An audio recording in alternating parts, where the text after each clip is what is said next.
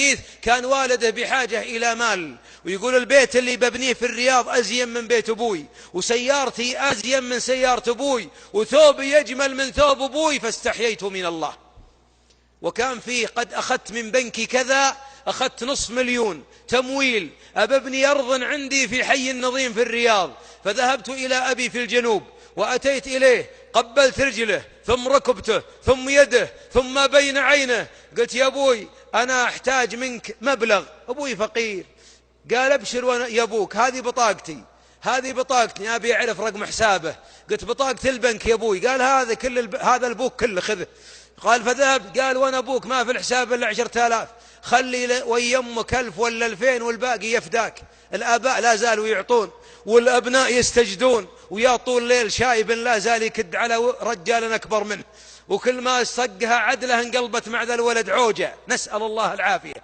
قال فذهبت إلى البنك، ثم لما فتح أودعت فيه 500,000 ريال كامل التمويل الذي أتاني من البنك. والله ما بقي في حسابي يا شيخ إلا 300 ريال.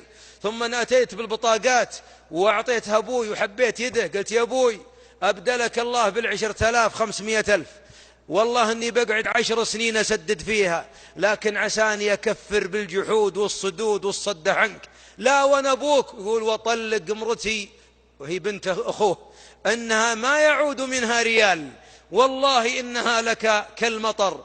قال فغطى وجهه وجلس يبكي. يا أبوك أشغلت نفسك. قال الله معطيني الحياة بسببك، ما أعطيك بعضا من أسباب الحياة. أحبابي، اللي ما ينظر للوالد أنه جنة والأم جنة يعيد ترتيب الأولويات، ملخبط وضايع. تدرون لماذا أبناءنا لا يبروننا؟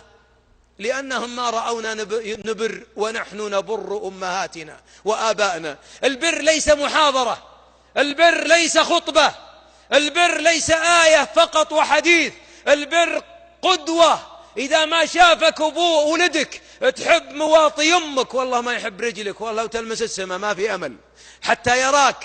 إذا ما رآك تفداه بحلالك كله، إذا ما رآك تستقيل من عملك. وين أبوي تتركنا؟ نترك الرياض، نترك جدة، نترك الدمام، نعم نترك الدنيا كلها. دام أبوي على قيد الحياة أجي تحت رجليه لأن الله يأخذ الأسبق منا إليه.